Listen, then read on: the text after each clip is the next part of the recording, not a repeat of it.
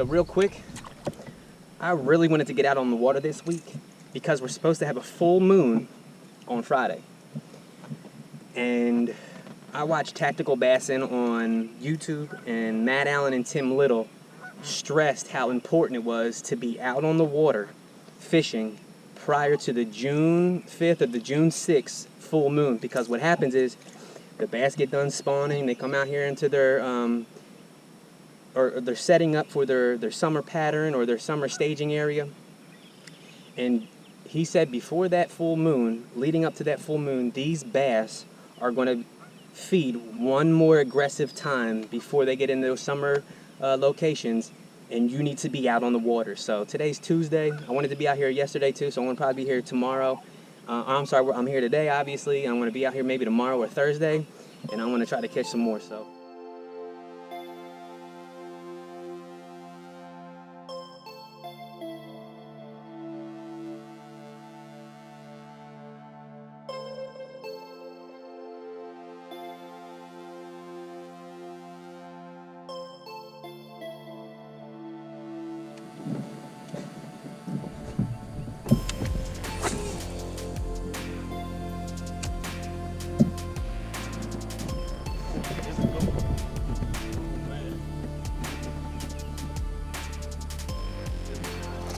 Oh, that's a giant.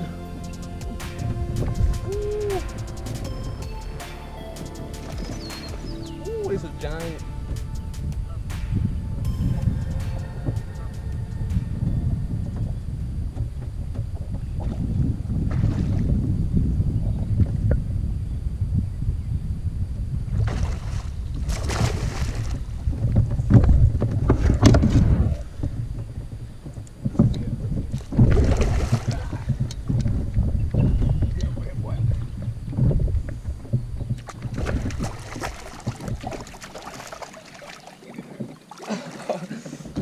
Oh my God. Oh. Son, that is a giant. Golly. Son.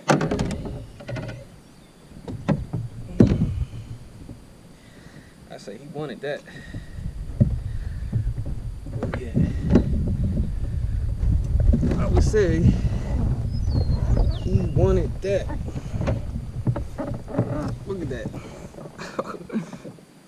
Look at this thing. Holy cow. Well, it's kind of hot, so we gotta hurry up.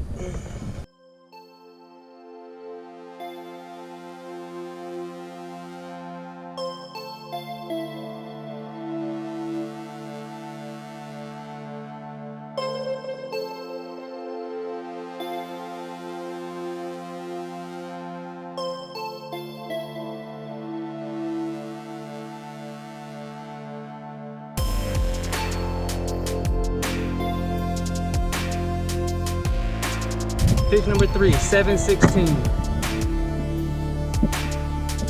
don't know if you can see it. Hopefully you can.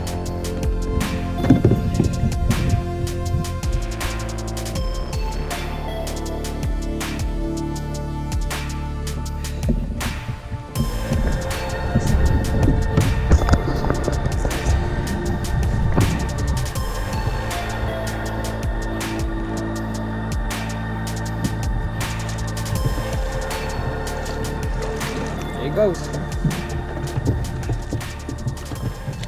First cast. See that? Usually during the shad spawn, that chartreuse will show up a lot on those shad. So I put that Zoom chartreuse, and it's got a little bit of like a garlic scent on it. In the first cast, the giant. This is a square bill. It's actually a bigger square bill than normal, and it dives, I think 5 to 8 foot, and he sucked that thing right off the bottom. 5 to 8 foot.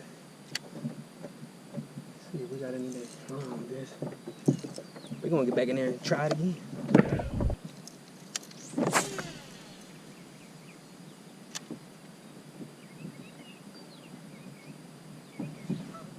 Another one. Woo. I don't know how I caught him. Woo.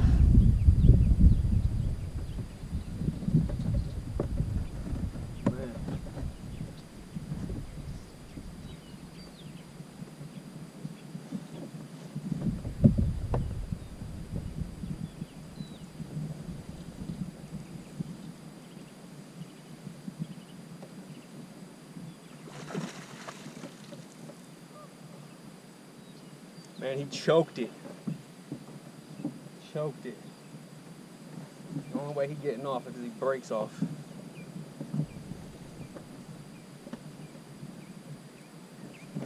His net ready. Another giant.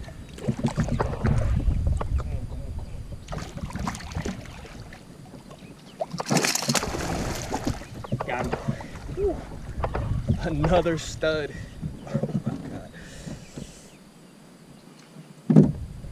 Look at this. Boom. Look at that gut. He was trying to eat. Look at that gut. Look how he ate this. Boom. Swallowed it. Boom. Look at that gut.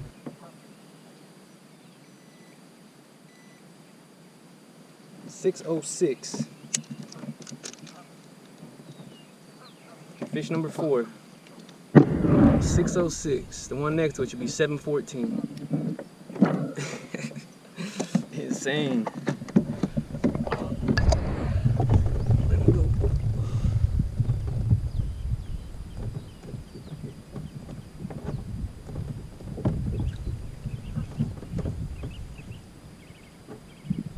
Here it goes. What's happening? I made an adjustment. I was fishing a lipless crankbait earlier, and I was fishing it kind of with a stop and go retrieve, and I was hooking into him, but I wasn't landing them. In my first fish that I caught, I'm sorry, the first fish that I hooked, he actually broke me off. He was super close to the boat, and he felt like he had some really good weight. But I've been targeting like main lake point areas and in the beginning of, or the mouths of the pockets that I see here. And this right here, the wind is blowing from the south, and I'm fishing this west point, and I'm actually throwing a little bit past the point into the not the creek, but a little bit of a pocket, and I'm bringing it back with this a little bit deeper. This thing is digging into the bottom of the floor here, and they are just scooping it up off the floor. And you know, sometimes when you're out here fishing, you have to make adjustments. So I was fishing that lipless crankbait, and I was fishing it for a while, and I come over here to the west side of the lake, and I didn't really get a bite on the lipless crankbait, and I fished about 2 or 3 points, and I fished a little bit deeper with that lipless crankbait. So I swapped over to this and changed the color. The color was chrome on my lipless crankbait. My rattle trap, it was chrome.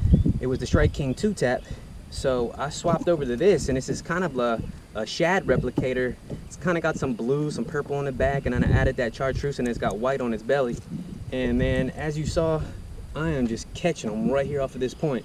So this wind is coming directly down to the north from the south, and it's going right over this point right here, and I'm actually throwing across this point and bringing it back. And you saw 2 fish right there, over 6 pounds. I'm gonna try to catch some more. So that right there, that right there is fun.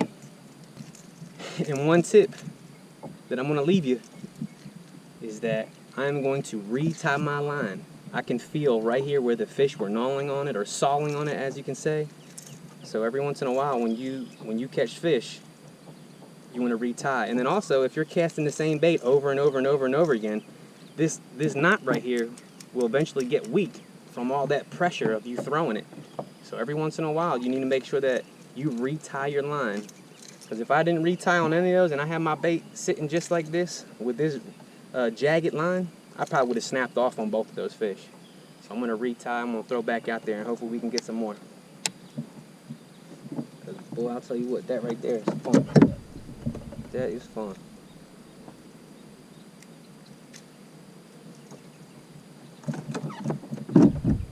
And what I normally do too, what I'll do is I'll grab about 3 or 4 foot off. 3 or 4 foot, feel up this line, make sure it's okay. As you can see, look how much line I just took off. I can see right here it's a little bit lighter from a stretch, and then down here by the knot I can feel a lot of abrasions to where those fish were sawing on that. And this is 14-pound test. So retie every once in a while. I don't know if you can see this, but you can see this line. It looks all stretched out. If it wasn't stretched out, it'd kind of be twirled. I mean, it kind of looks twirled right now, but I can tell right now that that right there is stretched. So I'll take that and I'll pull that out again. See? If I let that sit there, that line is more straight. I don't know if you can see that, but the line's more straight. So if you're about to retie and you see that your line looks a little bit different where you're about to tie, grab that and cut it off and pull some more line out. I'm telling you right now, having a weak line or some fishing line that has abrasions in it will break your heart, especially on those fish right there. Because that 7-pounder, he was almost 8 pounds. And by looking at him jumping out of the water right there, immediately you're thinking a double-digit bass because it's so huge. You want to make sure that you have everything lined up correctly in order to successfully land those fish. I'll tell you what, if I lost either of those fish, I'd probably be really sad right now. Make that knot tight and pull that bait. Pull it pretty tight too. From time to time, that line will snap off of there. And if you don't give it a good pull, that line is sometimes pretty weak. So if that line's weak, you know what's going to happen. Let's try to get some more.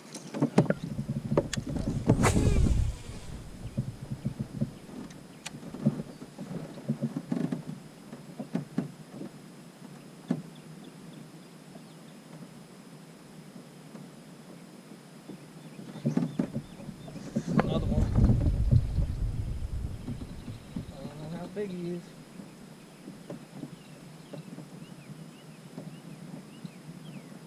Oh, he feels like he got some weight. Oh yeah.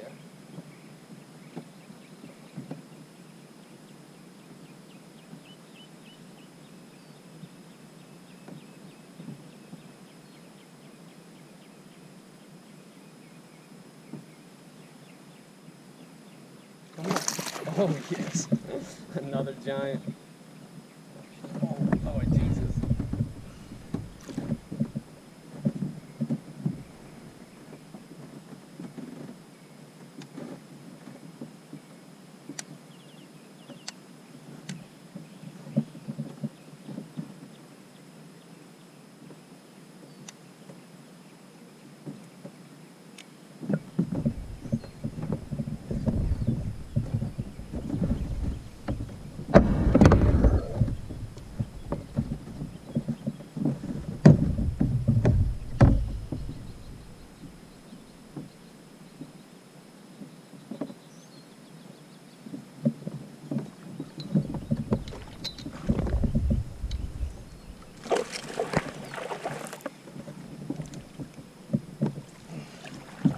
Guys, this is unbelievable.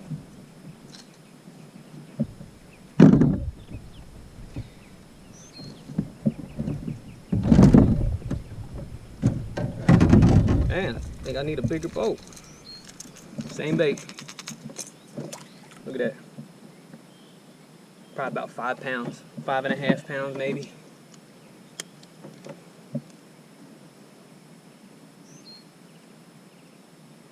Let's see. Fish number 5, right here, down here. 505, 504.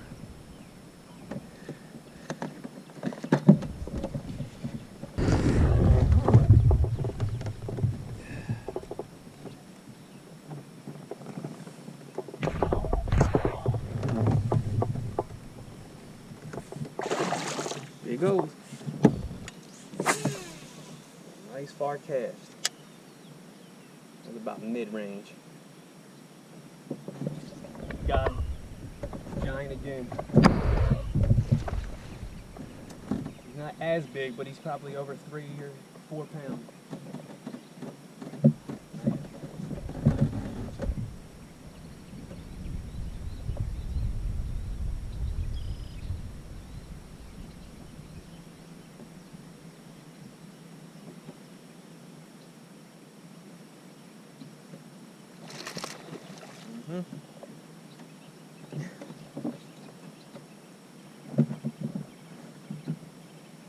Trying to come up.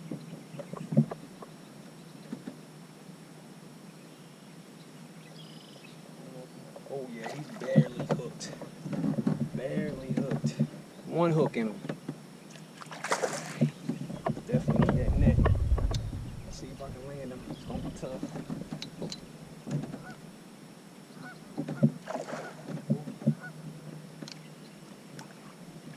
Oh man. He had one hook in him. Then he started rolling around and he got that hook in him in his side here sometimes. Sometimes when they're shaking their head and moving their head with a big bait like this with treble hooks, sometimes they'll foul hook themselves out here on the side and kind of have them more so commit and give up to so you can pull them in. But he was hooked one hook just like this. That's why you need to have that net ready. If you have a bigger boat, you could probably sweep them in real quick. But he's probably a good 3 pounds plus. Let's see what he weighs. Still got the scale on, so we got a scale double. Let's see. 328. Fish number 6. Look at that belly. Things are fattening up. Fish number 6, 328. I'm gonna retie again.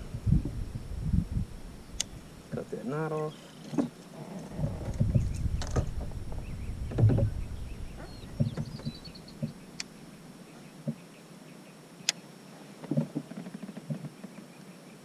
I actually caught my biggest bass in this same location one year in October on a small 4-inch shaky head. It was 11-11. And that was years ago. He ought to be about 16 pounds now.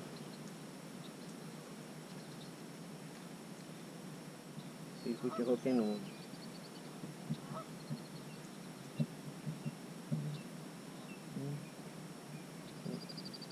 It's 1:24 in the afternoon.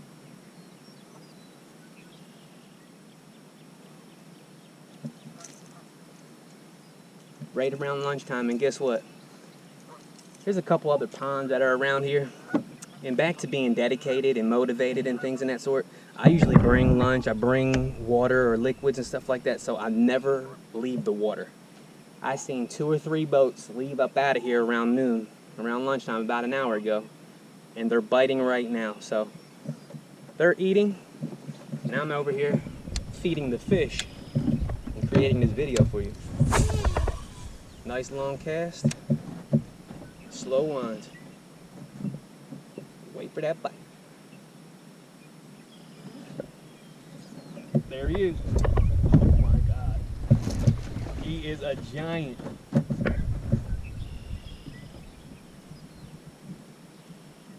Oh my Lord. Another giant.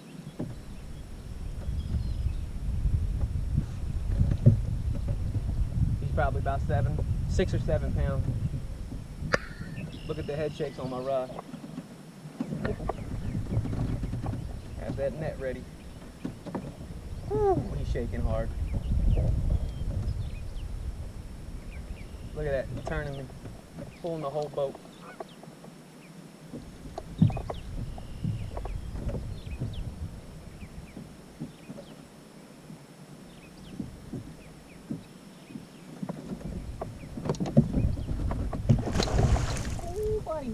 Come back.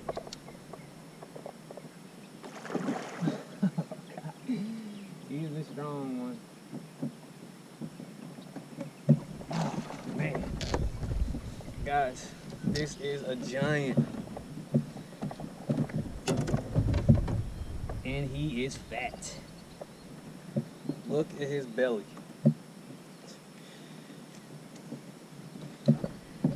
Nat Allen and Tim Little. You weren't kidding about them feeding up. Look at that gut. It almost looks like they're trying to spawn. Insane. It was double hooked right here in his gill, which helps out tremendously when you're trying to land these big fish. Come on now. There you go. Yeah, he probably wasn't coming off. He was double hooked right here. Well, look at that. Oh my God. Is it a scale triple? It is a scale triple. The scale triple is when you don't have to turn the scale off because you're continuously catching them. Alright, so let's see what he weighs.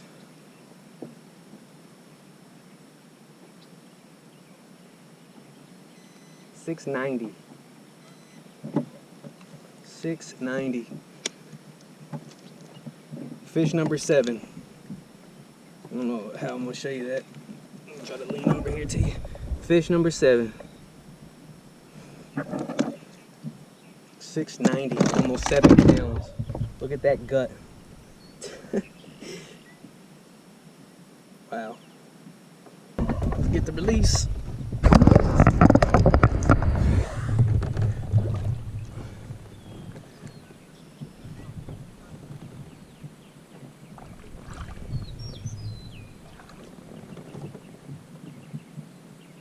About to go. There he goes. Man. This right here goes back to this hard work and dedication that I have on here. I don't know which one it says or which side says what. But with it being about 90 degrees out and, you know, a little bit of wind, not getting many bites, people would usually, you know, put the boat back up and head home. This right here, you have to be determined, you have to be motivated, and just keep on working. Yes, it's hot. I had one drink while I was out here, and I'm just trying to figure them out.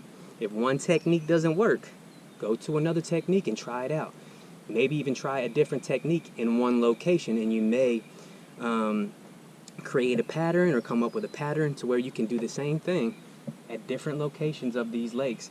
This right here is a huge pond. It's a huge pond. It's about like a 60 or 70 acre pond, maybe a little smaller, but it has vegetation, it has points, it has flats, it has small pockets, it has long pockets, it has deep water, it has shallow water, and it's set up just like a lake.